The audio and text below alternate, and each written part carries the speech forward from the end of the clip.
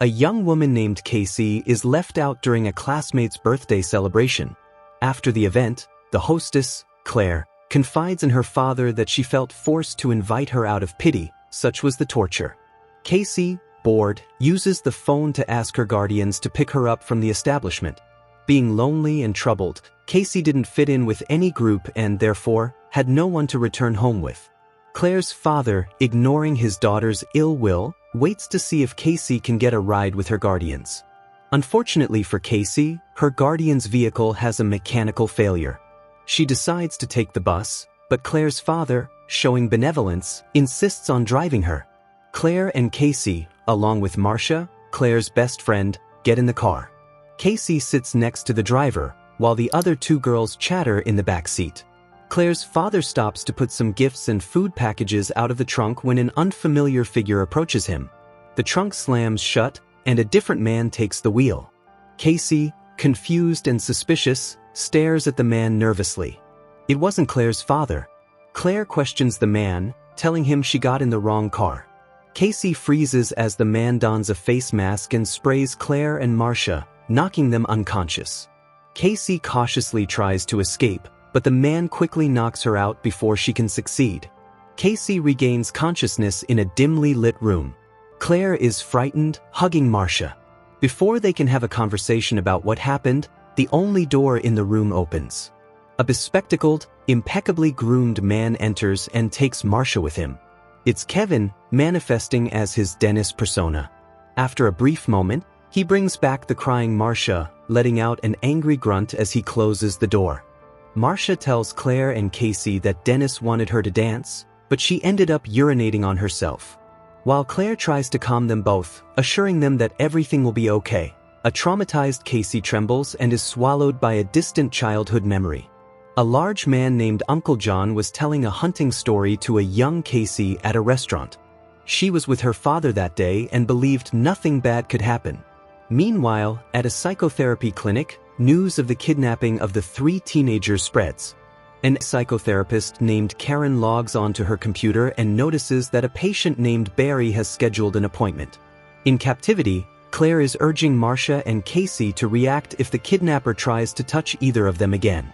Casey, thinking thoughtfully and strategically, disagrees with Claire's proposed solution to the dilemma.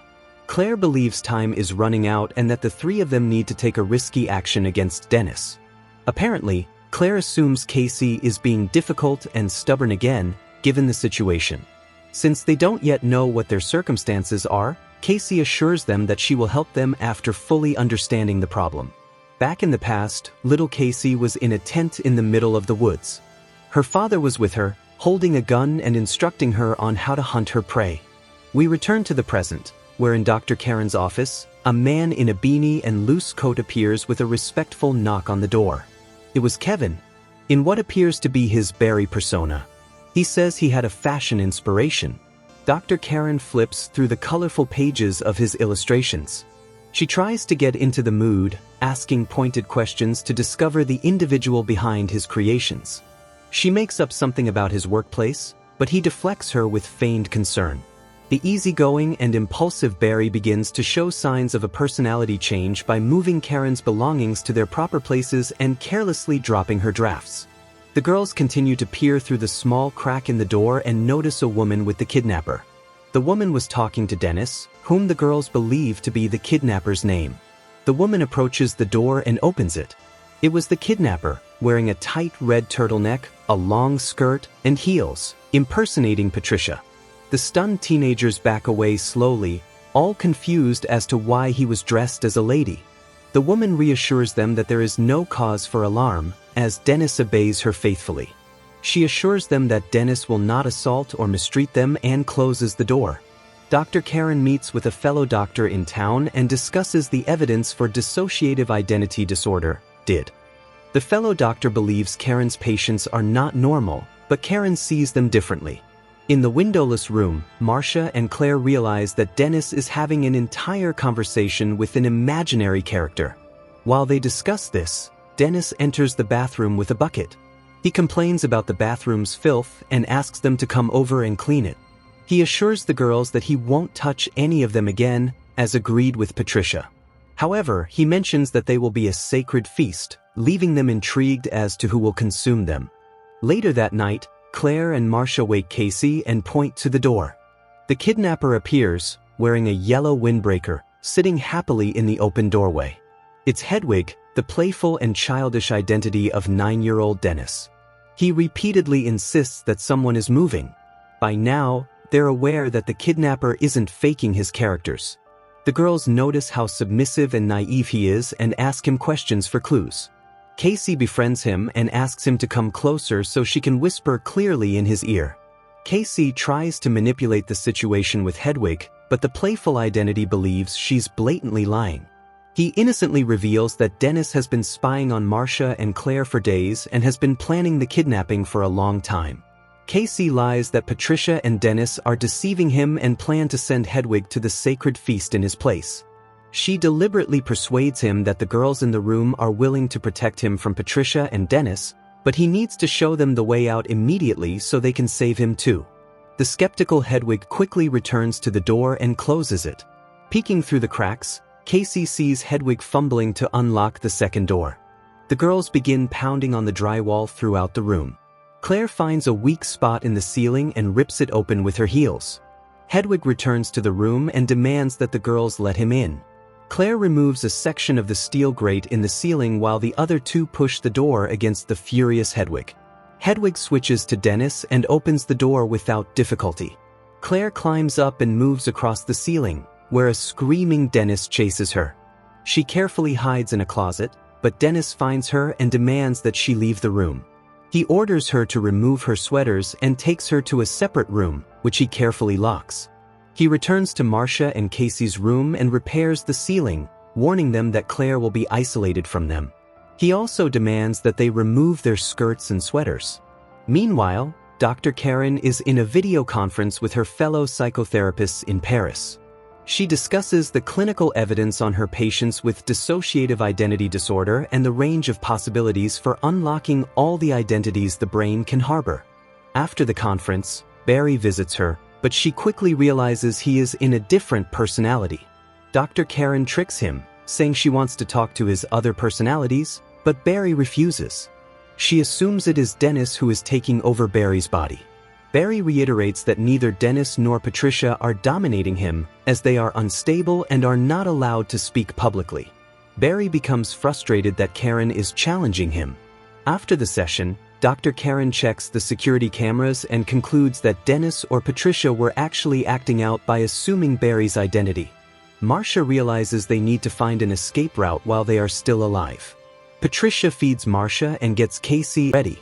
She invites them to a proper meal in the kitchen, as they've been good, unlike the withdrawn Claire. While Patricia prepares the food, Marcia makes a bold move to hit her with a chair. Dennis takes over and demands that Casey lock herself in her room and finds Marcia. He locks her in a separate room as punishment. Dennis warns Casey that the beast is coming to feast on them. In another flashback, little Casey was watching the forest while her father napped. Her Uncle John holds a gun in front of the innocent child. Casey wakes up to Hedwig hugging her from behind. Hedwig reveals that Barry and Patricia decide who gets to be in the light, but Hedwig is different. He also says that only Patricia and Dennis believe in the beast's existence. Unsure of who the beast is and what it truly represents, Casey asks if he's ever seen it. Hedwig diverts his attention by asking permission to kiss her. She awkwardly allows it. Hedwig mentions a window in her room, and she asks if Hedwig can sneak her into her room where they can dance and listen to music.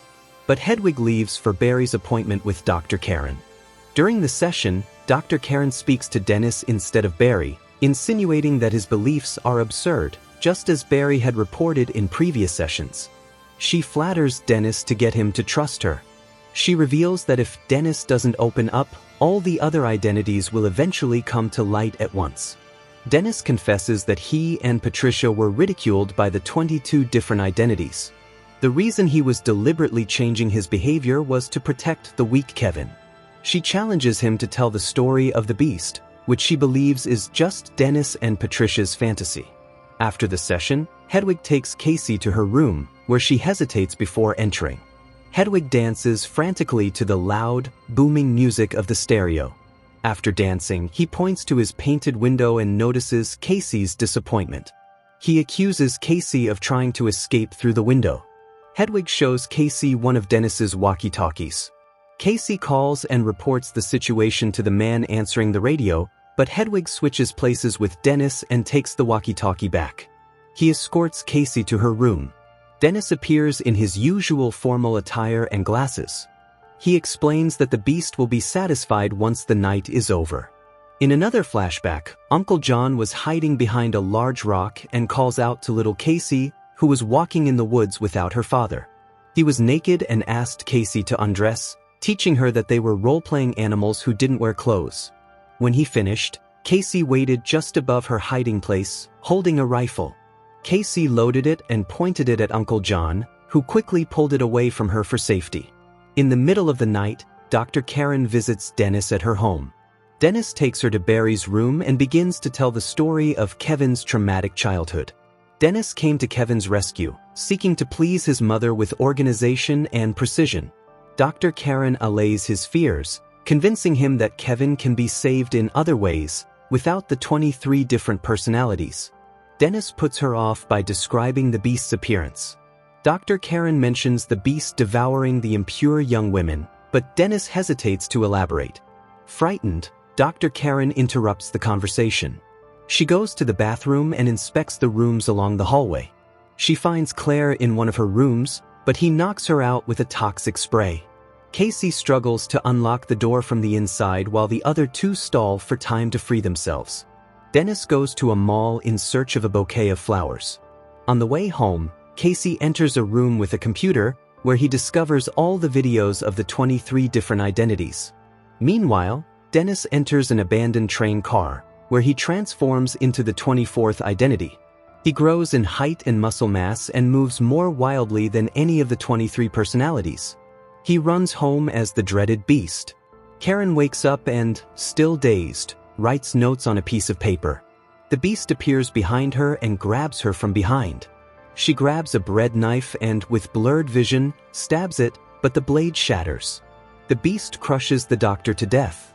After watching the videos, Casey discovers the location of the keys and silently walks the hallways to find Marcia and Claire. Marcia has already been torn apart, covered in blood in one of the rooms. Claire was alive in one of the rooms, but the beast drags her away and consumes her organs. Casey runs for her life and finds Karen's note telling her to say Kevin's full name, but freezes in horror as the beast begins to crawl up the wall. She begins to say his name repeatedly, speaking louder each time she sees him weaken.